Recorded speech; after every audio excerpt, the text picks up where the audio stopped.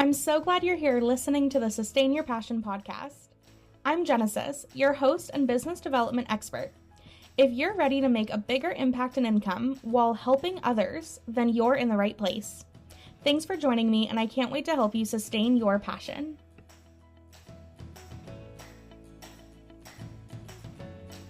Hi everyone, today I'm going to talk about the 3 boundaries you need to stop feeling weird talking about money so that you can make more sales in your business. Now, this is something every new entrepreneur goes through. If you have not been actively working on your money mindset or your sales strategy and all of the thoughts, all of the feelings, all the doubts that come with it, you're going to love this episode. And I strongly encourage you to continue your money mindset work beyond this episode. But this will get you started with 3 boundaries you need to wrap your head around, do work on to really internalize so that you can stop feeling weird and strange and goofy when talking about money, which ultimately is required for closing sales as a service provider. So if you're a coach, if you're a consultant, if you're a photographer, if you are a massage therapist, if you're a dog trainer, these are all different types of businesses I've supported in my signature program. This is for you. And everyone that I have worked with has had to wrap their head around these beliefs, these boundaries, and make these changes. And then once they did, they started seeing so many more sales.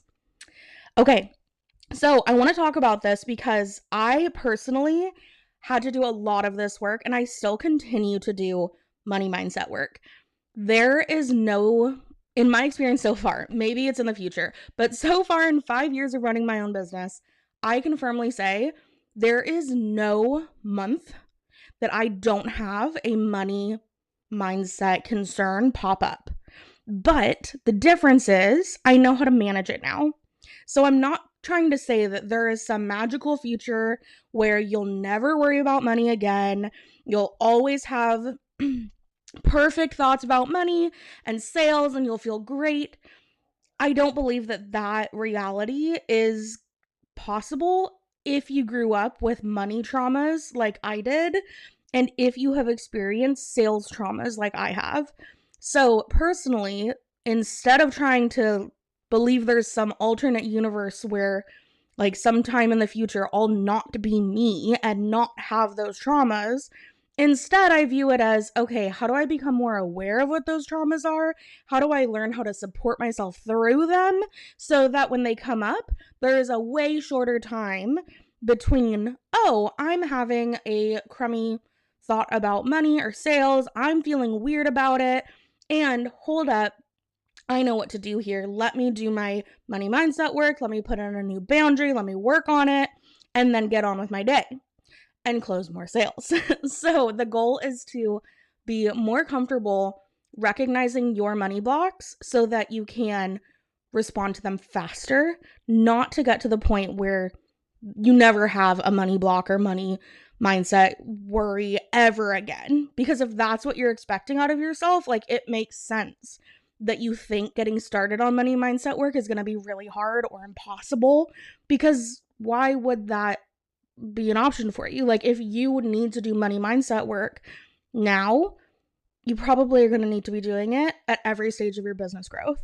And every time you go to raise your rates or put out a bigger product or change your marketing even, like there is so much tied back to making money as a business owner, because what are we all in business for? Making money. So it is literally in the water. Like it's like a fish in the ocean, right? Like money is part of being a business owner and being a successful business owner. And if you don't get clear on your money mindset blocks and know how to work through them, it's like you're trying to be a fish out of water. So all that to say, if you have money mindset blocks, if you feel weird and awkward talking about money and closing sales, you're not alone. But there is a version of you that is less awkward and less weird about it. And it just takes working on your money mindset to get there. So I have 3 boundaries that I really want to share with you about and teach you how to implement so that you can start making some big moves in your money mindset and ultimately make more sales. So the first boundary that every new business owner needs to internalize around money is that other people's finances and financial decisions are none of your business. It's so easy to project, especially if you grew up like low income, or if you saw your parents struggle with money, if you've struggled with money as an adult. It is so easy to assume that everyone thinks about money like you do. But that's called projection. There's this term called projection in psychology. And what that means is that we project our mindsets and our thoughts and our feelings onto other people. It's a great way to help us, build connection and empathy for people. However, it's harmful if we assume that other people are absolutely thinking the way that we are. Now, if you start by projecting your money mindset beliefs onto other people, don't shame yourself. Don't be like, oh my gosh, I'm projecting. That's the worst thing ever. Don't shame yourself. Acknowledge that that's because perhaps you've not been exposed to a different money mindset, so that's all you know. So when someone doesn't respond to you right away after you send your pitch or you tell them how much the cost is going to be for them to work with you in the program or offer that they already told you they want, you might automatically assume that the reason they're not responding is the reason you wouldn't respond, which is, well, I'm not going to go pay that much for this service myself. Maybe you're not your ideal client anymore. Maybe it's not as important to you right now, but maybe it is for them. So there are so many other reasons why when we tell people, hey, that thing you are interested in working on with me, or that program you want to buy is this much money, and there's a pause. So let's say we're messaging with someone, right? Or even we're on a phone call with someone and there's literally a pause in the conversation. If your mind goes immediately to that pause means they're not going to buy, that pause must mean that I'm charging way too much. That pause means that I am not good enough to be charging that much. That's where you need to start doing your work, because the way that person makes decisions about their finances is none of your business. So if it takes them a minute, 5 minutes, 5 days, whatever amount of time it takes them, in that pause from, okay, I have all the details, I know that I want this, and I need to do whatever to be ready to actually pay, stop assuming you know what that means for them. Just because you might freak out and be like, I'm gonna ghost this person and not explain to them that I can't afford that. I'm not even gonna talk to them about payment plans or discount options or anything like that, because yikes, that's too much for me. I'm gonna dip out and ignore them. Just because that's how you would act, don't assume that that's what every person you're talking to is doing. They could have stubbed their toe and needed to go get a Band-Aid and then forgot about your message. They could have a rule with their partner that any expense over $100 has to be talked about and has to be slept on for 24 hours before they decide if they're going to do it or not. They could be splitting the cost with an aunt that wants to support them in this endeavor, and they just have to check in with them, but the aunt works 12-hour shifts 3 days a week, and it just happens to be the first day of her 3-day shift because she's a nurse. And she just needs some time to be able to confirm with her that that's the amount that they want to do. They could be so excited that your rate is so low that they actually are now considering adding on extra services.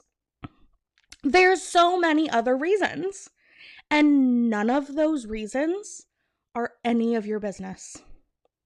And that is so hard to wrap your head around, especially if you've ever been exposed to like pushy bro marketing, hard sales, overcome objections on the call, don't let them get off of the call, like pushy tactics of sales. If you've been exposed to that either as a consumer or if you've been taught those methods by people, it is so hard to wrap your head around consensual sales, but it's possible. It is so possible for you to get to the point where you send over your pricing or you send the checkout, the payment link, whatever it is, and you don't sit there and wait and check your messages and check your notifications every 5 minutes and follow up with them the next morning and panic all night about if they're going to buy. There is a future you that can firmly believe that your clients' money decisions and processing is none of your business. And you can be so confident in your offer, in your pricing, and in yourself that you can send over the options and then walk away from it, have a great night, be present in your life, and be happily delighted when that notification comes through tomorrow morning while you were sleeping that they paid, or in a day or 2 or 3 or 5 or whatever. You don't have to be so attached to the outcome of every sales conversation. But being so concerned about how people are making their own money decisions and like, oh, what do they need to check? Why do they need to ask that question? Who are they talking to? Why are they taking so long? Like none of that is your concern. But it might make you feel like you're doing something if you're letting yourself stress out about all of that. You might have it kind of twisted in your head that you freaking out about a sale coming through is somehow leading to that sale closing. Like none of your stress should impact if that client is going to buy or not. You don't need to know how they make their money decisions. And if you are going and looking and seeing like, oh, well, they bought a vacation last week.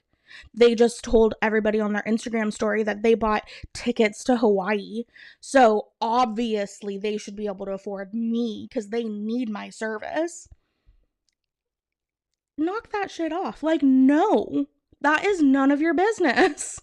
If you are making up stories in your head about, oh, they are working overtime, they must not have money for this, stop assuming that they don't have enough money, or they have so much that they spent it on other stuff. Like, it is not only so freeing for you to get to the point where you firmly believe and you have the boundary firmly established that other people's finances and financial decisions are none of your business.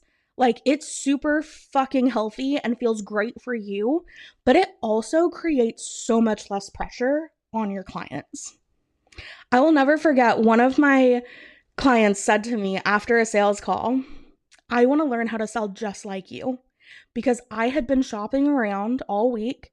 I had talked to a couple of different coaches, and you were the only one that said, yeah, no problem. Go talk to your partner, do whatever you need, sleep on it. I'll be here when you're ready. And you gave me the space I needed, and that made me trust you. That makes sense, right? Like, that makes sense. We want to work with people that make us feel safe, that make us feel like we make good decisions on our own, like we are capable. But if you are trying to over encroach your clients' boundaries into how they make financial decisions, ooh, like, stop doing that. Stop doing that, because it's not good for you and it's not good for them. And the way to get clear on that is to firmly believe in your offer and yourself and develop more trust in your ideal client. And if you are getting a bunch of people that are inquiring about your sales and like interested in working with you but don't actually close a sale, and that's triggering the like, why aren't they closing vibes, like concerns, you need to improve your marketing funnel and you need to better qualify your leads, because you should not be introducing a sales conversation to people that you don't think are going to buy. That's not good for you or them. Okay, so that was the first boundary you need to establish, which is that other people's finances and financial decisions are none of your business. So the next boundary I want to share with you that will help you work through your money shit and feel more comfortable in sales conversations so you actually close more sales, is your offer is an amazing gift to your ideal clients. So only inviting ideal clients into your offers leads to higher sales rates, and that can help you have a better experience in the sales process in general. So I started talking about this with the last one, right? If you are noticing you're having a lot of conversations with people about what you do, you're pitching to them, you're inviting them to your offers, and let's say like 10% of the people you're talking to actually buy, that's a problem in your marketing funnel. That means that you are not qualifying your ideal clients and you are trying to sell to people that are not your ideal clients. So you need to put some more boundaries around who you even invite into your offers. And you can do that by getting really clear and confident in who your offer is for and who it's not for, so that then you can build your marketing content strategy around your ideal client and help the people that aren't your ideal client get out of your marketing funnel earlier, so that you aren't spending your time talking with them and negotiating with them and feeling like you have to convince them to buy from you. When instead, it's possible for your marketing funnel to do so much work for you that by the time you're talking about your offers and you're making invitations to work with you, you are only talking to people that want to buy from you, that have already decided they're gonna work with you. And all you have to do is give them the option, let them pay you, show them where to place their order. It could be that simple for you. But to make it that comfortable, you have to firmly believe that what you do is a gift and you are not taking anything from your clients.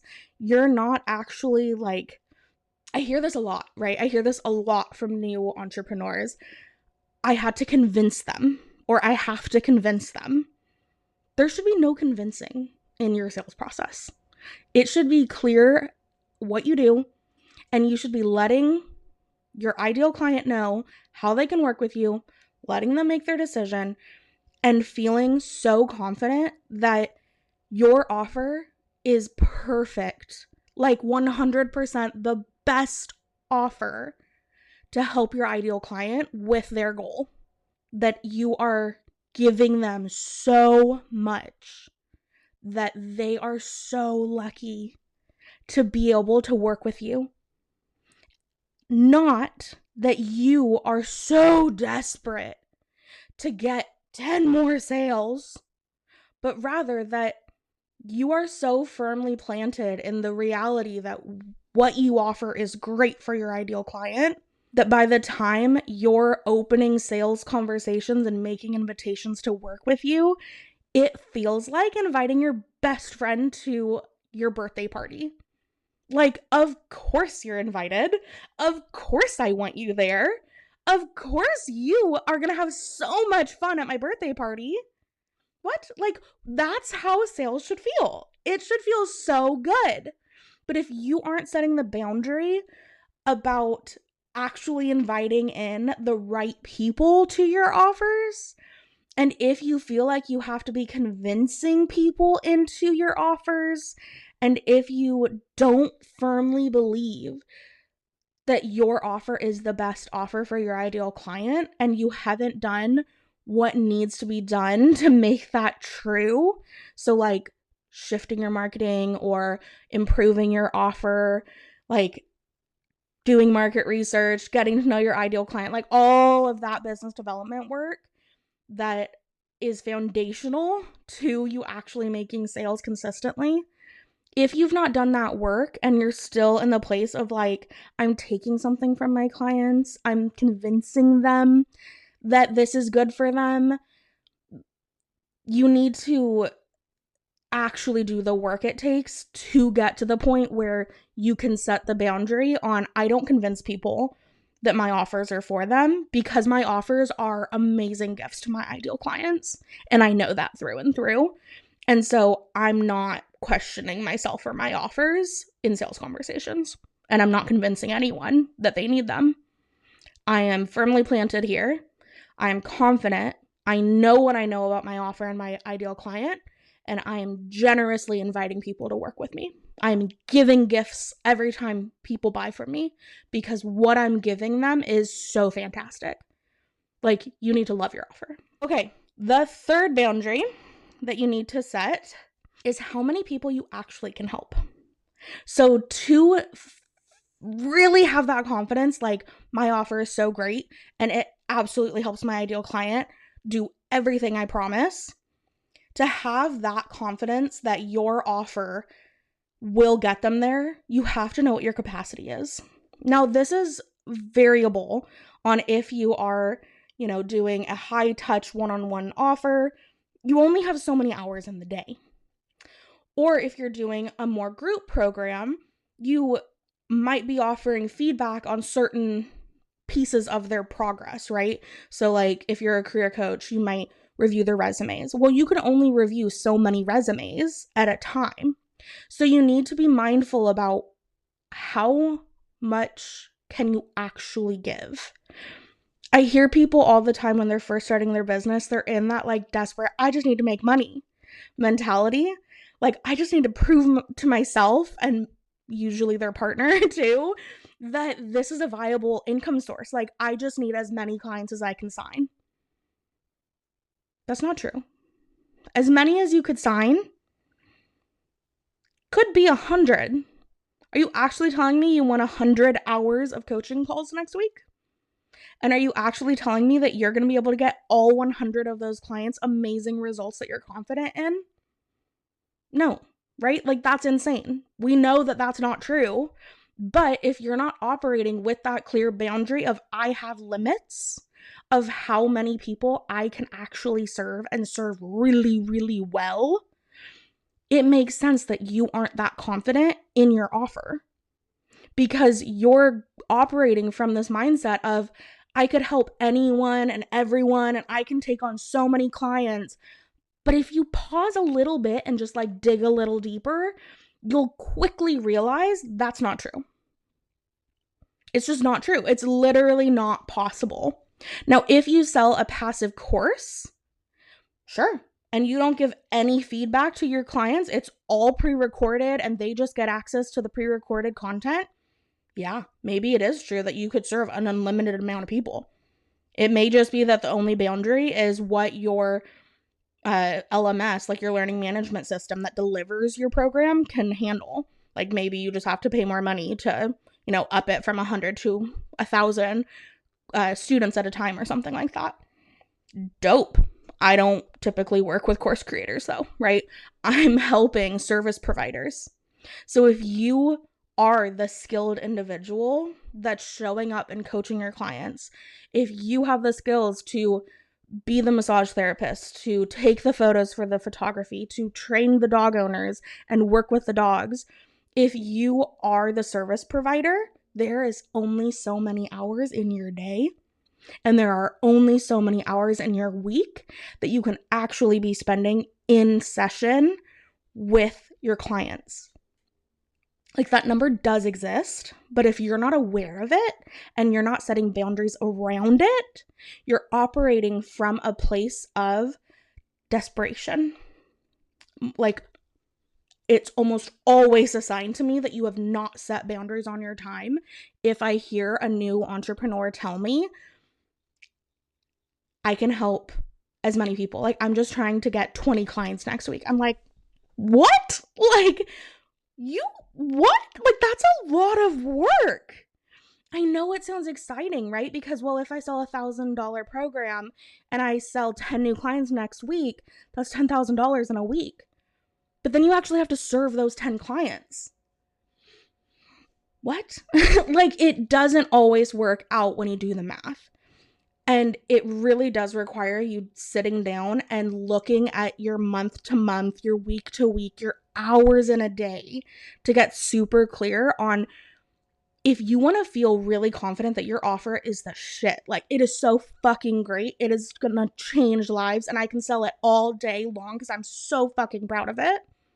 If you want to get to that place of confidence in your offer, you have to have boundaries around how many clients you can serve, because I do not believe that there is any way you can sustain your passion for your work if you are trying to deliver A+ service for an unlimited number of clients. Your service will decrease. Like, your customer satisfaction will go down. Your client retention numbers will go down. You won't get as good of testimonials, and you will be burnt the fuck out, which means you're not going to show up and make sales in the tomorrow or next week, and your income is going to go like this and be roller coasters, up and down, up and down, up and down, because you're going to be hyped and try and sell a bunch, and then you're going to be like, oh shit, I just oversold, and then hyped and I need to sell more, and then oh shit, I oversold again, and I'm so tired, and I hate my job, and I hate my clients, and I'm so overwhelmed. That problem doesn't have to be yours. Set the boundary, do the math, figure out your actual limits, and then talk about it. Because that is one of the coolest things you can do, is once you know, like for example, I can take on 8 one-on-one clients. That's it.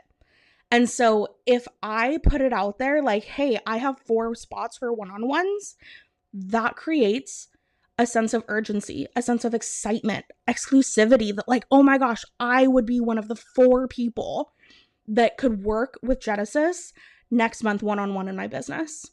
I could be one of the 4. I could be one of the 8 total clients that get such close partnership and support with her. Versus anybody that wants one-on-one can hire me anytime. Oh, I'll get it next month. Oh, yeah, that sounds nice. I don't know if I need it, though. You don't establish trust by being always available. It's kind of like if you've ever heard that career advice. It's like, the more you say no at work, the more desirable you'll be, and you're more likely to start getting promotions because you actually are saying no to certain things. It's because you're carving out a niche. It's because you're developing your expertise in a certain area, and people are starting to respect you more because you know how to say yes and no. That is a hugely valuable skill in your business and your career in general, but you need to put limits on how many offers you can sell, how many clients you can be serving at an A+ level, so that, back to the second boundary I talked about, you can show up with super duper fucking clear confidence that what you sell is such a gift to your clients. And ultimately, that is what leads to more sales. But if you're operating from this place of, well, I can help anyone, I can take on as many clients as I can, you're not creating value or like boundaries around your time, which implies that your time's not valuable to you or them. So you're probably going to waste your time talking to underqualified leads because you think you have all the time in the world to give away to anybody because you don't value your time. So you're going to spend a lot of time discussing potential ways to work together that are outside of your niche. You're going to talk to people that you've not qualified in any way and then get disheartened when they don't buy from you, because you're going to make it mean that no one wants to buy from you when really they weren't your ideal client. But it starts with you setting boundaries, and it feels counterintuitive. I know it does, because when you are getting started as a new entrepreneur, it's like you're in this phase of, I just have to prove that this works. And the way that I prove that this could work is by selling as much as I can. So why would I set boundaries on it? Like, I just want to make as much money as possible. But that is not sustainable. This podcast is called Sustain Your Passion. So all of my advice is business development advice from the perspective of, you're going to be in business in 5 years. You're going to be in business in 10 years. So start setting yourself up for success now. And that means learning how to set boundaries on your time, on what conversations you have, on who you sell to, and ultimately that leads you to making more sales because you will have so much more confidence in yourself and your offers. And it all starts with boundaries. So those are the 3 boundaries that you need to stop feeling weird talking about money so you can actually make more sales. And if you are feeling really good at this point and you're like, okay, I need some homework though, what do I do now? The first and most important thing you can do is get clear on your actual capacity. Figure out how many spots you could sell and still give A+ work and start there. And then start talking out your money blocks. Journal about any sales traumas you've been through with people that pushed you into sales that you didn't like. Anytime you were kind of just curious about something and weren't an ideal client, but somebody tried to sell to you like you were, start being more direct in your marketing about who you help and who you don't help to build your expertise and make it super clear who you are there to serve.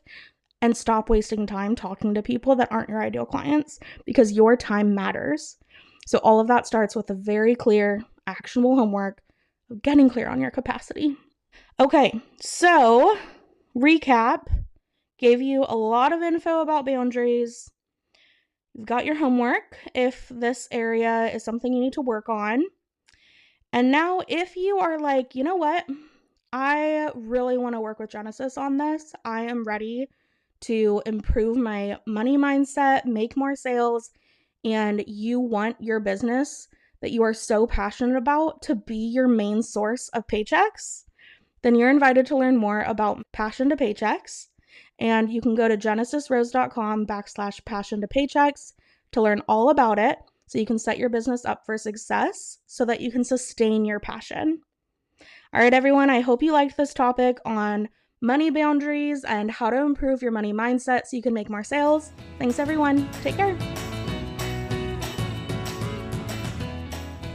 Thank you so much for listening to this episode of the Sustain Your Passion podcast.